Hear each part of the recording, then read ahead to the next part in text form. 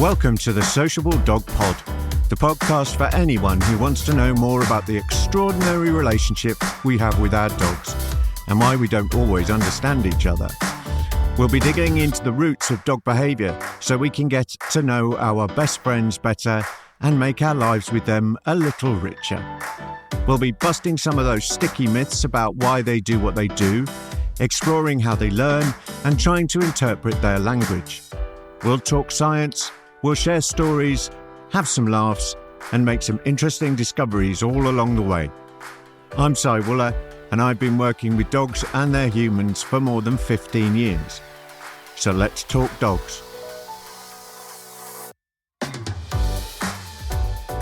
I'm being left to my own devices this week, and frankly, without Nina here to keep me on the straight and narrow, it could go anywhere. And don't get me wrong, I've done some planning for this. I've made some notes, written down some subheadings and topics and that sort of thing that might interest you all, but ultimately, it's hard to know where we might end up. But there's nothing wrong with the odd tangent between friends now, is there? So, this week's starter for Sit is play. Why dogs do it, what it's really all about. Is it just fun, or is there a deeper, more profound meaning behind the antics that we often see with our dogs? And how do we know when our dogs are in a rough and tumble in the park that they're having fun? I mean, even dogs that don't much like people or other dogs will still entertain themselves with play, maybe with something like a squeaky toy or a stick from the woodland or one of your best trainers. I had some of those once. I think it was 1992. Anyway, there will be people out there, perhaps you are amongst them, who have a pretty good grasp of what dog play entails and what it all means for our dogs. And that's excellent. I'm hopeful this won't be dull for you, so stick around at the very least to let me know if I was right, or argue with me about anything you don't agree with. But there are others amongst you who will find the idea of dogs playing with you or other dogs just a bit daunting. And I get that. Dog play can be rough and tumble and can involve a lot of sharp, pointy teeth trying to bitey, fighty you or the neighbour's chihuahua. Where was I? Oh, yes. Right. If you worry about what seems like violent play, I get it, because it can sometimes be difficult to tell what is play and what is the doggy version of a string of expletives, right? Well, I'm sure most of us have been in that place where our dogs have been cheerfully playing together when the temperature seems to change. A big chill drifts across the plain, and in unison everybody says, "Do you think that's okay, or is it getting out of hand?" Well, I've been there too, and anybody, trainer or not, who has a rough and tumble dog player who tells you they haven't been there is probably telling you porkies. But there is a way to tell if all is well without there being a downside to the intervention. And I'll tell you what that is later in the podcast. Right, back to the main question. What on earth is all that stuff about? Good? Bad? Ugly? Well, here's some things that you will likely see in dog play that might tip you off to the answer. In healthy dog play, you're going to see, most likely, fighting behaviour, so like wrestling or snarling, predatory behaviour like stalking, chasing or grabbing. You'll see running away, and you'll see courting behaviour, the language of love. But notice that I said healthy dog behaviour. That's because all of these things are perfectly normal. They're normal in life and they're normal in play, with a caveat that it's really important to try and avoid anybody getting hurt during play. So the tip-off is, it looks like life. Play is life rehearsal. It's rehearsal for catching and killing food, a somewhat redundant feature of this model, madam, I know, but funny how some things stick around long after they've been superseded by a new version.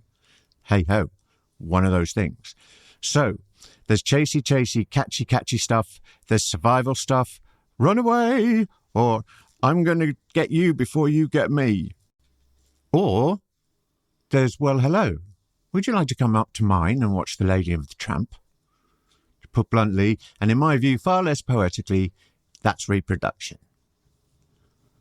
Now, all of this life preparation can be done in play without the risk of harm to anyone, because everyone involved understands that it's play and not an invite to a duel at dawn on the college green. Choose your weapons, gentlemen. I'll take the sharp, pointy teeth, thank you very much. But I hear you cry in protest from the circle seats. How do you know that the intention is play and not actual combat? And that's a good question.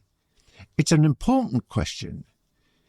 If that were not clear from the outset, we'd have dogs misunderstanding and getting the ump, while others were looking bemused and appealing for calm, with a kind of I wanted to play look on their face. Given there could be biting, fighting, growling, snarling, and all of those post-watershed things involved in play, how does anybody not get hurt? Well, I think there are two parts to a satisfactory answer to that question. The first part is all about preschool, the time dogs spend as very young puppies with their siblings roughing and tumbling to their little heart's content. Bless them. Playing and wrestling comes pretty naturally to puppies. They'll creep up on one another and launch themselves from hidey holes to ambush their brothers and sisters, and, in return, their brothers and sisters learn to confound the plot by sneaking around the other way at the last moment. You scoundrel, sir. This is the time that puppies start to learn something about those needle teeth they seem to have in their mouths, and with which they can assault their hapless brothers and sisters as well as their parents. Their biological parents, that is. Those little teeth are quite useful weaponry even at 6 weeks old or so. Given the right amount of pressure, those little suckers can hurt, and, if left unchecked during puppyhood, cute little puppy with a needle-sharp bite is going to sting a bit. And the big dog he or she grows up to be is going to have some much more sizable swords packed away in that mouth of theirs. And they're not going to be cute if the dog has no concept of how hard to bite during play without hurting somebody. Possibly you. Because this time you won't be saying, "Oh, bless, sweetie pie, some sharp little needles there." No, you're going to be saying something much more grown up. If it's you on the receiving end of the bitey, bitey, fighty, fighty, it's not going to be funny. Tell me I'm wrong. Now, fortunately, there is a mechanism for regulating how hard puppies bite during play. It's a bit like a pressure valve that if the maximum pressure is exceeded, the system shuts everything down so that it doesn't start to violently rattle and then explode. The mechanism is all of the other puppies. Everyone is everyone else's referee. So here's how it works. Puppy number 1 comes along and says, "Hey, let's wrestle." Puppy number 2, feeling so disposed, agrees and wrestling commences. Now at some point, puppy number 1 bites puppy number 2. Not hard. He opens his mouth wide, growls ferociously, and very theatrically bears down on his partner in crime, but applies very little pressure, so all is well. A little later on, puppy 2 does the same to puppy 1, only she bears down and bites with much greater pressure, causing her brother to wince, yelp, and stop playing, scuttling off to tell anyone who will listen to what his mean sister just did to him. So puppy 2 is left without a playmate, which is something akin to a natural catastrophe for a puppy. Next time these two puppies are playing together, assuming that puppy 1 hasn't put in a formal complaint to Off-Pup and won't now play with his sister, she does the same thing, and once again the play ends. Now, play ending is pretty expensive behaviour for a little puppy, so learning in this situation is important. Soon, puppy 2 works out that it's the pressure of her bite that is the problem. If she bites at, say, half the pressure, her brother not only carries on playing, but actually gets more enthusiastic for the play. Sweet! So what just happened? Puppy 2 has begun to learn the consequences of biting too hard during play. She's developing an acquired bite inhibition. So let's stop for a second and talk about acquired bite inhibition, because it's actually really quite cool. Acquired bite inhibition, or ABI, once it's learned in puppyhood, usually transfers to adolescent and adult life too. And not just that. If you think that's cool, wait until you get a load of this useful fact. ABI tends to translate into how hard older dogs bite when they're upset. That means if they have a soft mouth, inverted commas over the soft, in play, they'll have the same or similar ABI when it comes to arguing or threatening or assaulting, whether that is dogs or people or whatever. Bonus, right? I mean, it's not an absolutely indelible measure, but it's not bad. So that's ABI, and I'm willing to bet that we'll be coming back to that topic in later episodes of the Sociable Dog podcast. So mark my words, keep an eye out for that. Now, so we have one life skill that is learned in play and is replicated, usually, in real-world risky situations. Let everyone live to fight another day and all that. Hurrah! Cool, right? Excellent. So, what about all the other stuff? How do the dogs know that a fight isn't a fight or a predatory pursuit isn't a full-on hunting expedition to get some supper? Of course, if dogs were to follow through on their pre-installed predatory sequence perpetrated on one of their siblings or playmates, things could get serious. This is where things get clever, and why it's quite useful for us dog-human parents to know a thing or two about dog body language. After all, it'd be something of a shame if our dogs lost out on fun times with other dogs, or us for that matter, because their harmless overtures had been misinterpreted in some way. Right, I'll stop keeping you hanging and tell all. Dogs have a code book. Not literally, obviously, I mean they can't read, but they have a kind of code book stored in their psyche that they can refer to at times when intent might be a bit ambiguous. The codes in this code book are called metasignals. They're visual signals that tell the other participants that what's about to happen is play and not assault, and is that okay with everyone? If everyone agrees, then they can play. I say it's a code book, and in many ways, the analogy remains sound, because some dogs are better at decoding the contents of the message than others. While they may already have the code book, understanding it takes a kind of cipher, right? Some practice, which is when those seasoned players who've been around the code book a few times come in handy. We'll be coming back to them for some more cool stuff about play maintenance. For now, let's get back to why the world order doesn't collapse every time anyone wants to play. Metasignals. They'll include things like bouncy gait or movement. You know the ones I mean? The goofy jumping up and doing rocking horse impressions? I mean, that's using up valuable energy, and it's usually using it up in a very inefficient way, which just doesn't happen if this was a real battlefield maneuver. You won't just see this in play invitations either. You'll see it throughout the play. Exaggerated body slams with the head turned away and a big snarly face on the perpetrator. Which brings us to another great metasignal, the play face. Looks snarly and growly, even vicious, but if anything, the severity of the expression and the movement is the tip-off that all is well. Right? I mean, what else do we get? Play bows, right? The one most people will be able to recognize. It's used to start play, but also as a reminder during play that this is just fun. And it might be used if players slow down and the messenger would like it to start up again.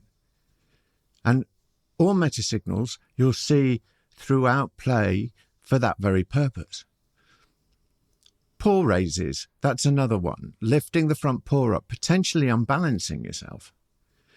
Pauses in play they're great indicators that play is going in the right direction. You know, that's a bit like them saying, "Phew, hang on a mo, I'm just getting my breath back. Okay, right, let's go again." Role reversals, they're good ones, and usually easy to spot. Notice when your dog might chase for a while, and then when their playmate will swap for being chased to doing the chasing. The same goes for wrestling. One on top, then the other one takes over. You see? It's all starting to make sense. Or at least I hope it is. But I said, I would come back to the management of play by skilled dogs. Next time you're out on your walk and you meet those regular playmates for your dog, check out what happens if there's a mismatch in either size or playing style. Look out for big dogs playing with small dogs, or a normally robust player mixing it up with a more dainty participant. If the more robust or bigger dog is a skilled player, they'll more likely than not show some self-handicapping. That's when they modify their own normally robust style to accommodate their playmate. It's really sweet when you see it, so keep an eye out. Murphy O'Dog, our much-loved and much-missed Rottweiler, would do this with Ripley when she was a puppy. He would lay on the floor and she would come bounding up to him. She'd stick her head in his mouth. He'd be snarling and growling, but would never close it. And he would modify all of his behaviour. He'd roll on his back and behave like she was getting the better of him and gently push her with his paws. But it never got out of hand. He always managed it supremely well, even though she was biting his ears. Finally, let's talk about what you can do if you're worried about the play that you're seeing. Perhaps you think it's too rough or going on for too long, or you're unclear whether all of the dogs involved are entirely comfortable with the way things are going. This is all possible. Inexperienced players may get a little carried away, and it can end in squabbles and upset if there isn't some measure applied. But there's good news here. There's no harm in interrupting play frequently if you're concerned, or even if you're pretty confident that everyone's up for it, but you just want to check. You can effectively cause the pause until the participants learn to regulate their own play in that way. Just as importantly, and perhaps more so actually, you can do something called a consent test. If you think that one dog in the pair is struggling and would like it to stop now, please, thank you very much. A consent test is when you gently take the perpetrator or the most robust, rigorous player out of the play. It gives them time to calm down, but it also helps you to decide if the play can continue. If the Vic, or the dog who has been mostly on the bottom of wrestles or being intently chased, still wants to play with the same playmate, they'll come forward and attempt to reinitiate play. In this case, you can let them back at it. If the Vic doesn't want to continue, they'll not seek to restart the play, in which case you can either rest the both of them or find them a more appropriate playmate. Now that's my Bijou introduction to play. I hope you found it interesting. If you have any subjects that you would like us to cover on the Sociable Dog podcast, let us know either in the comments or on our X Twitter account, or by email to simon@sociabledog.com. See you next time.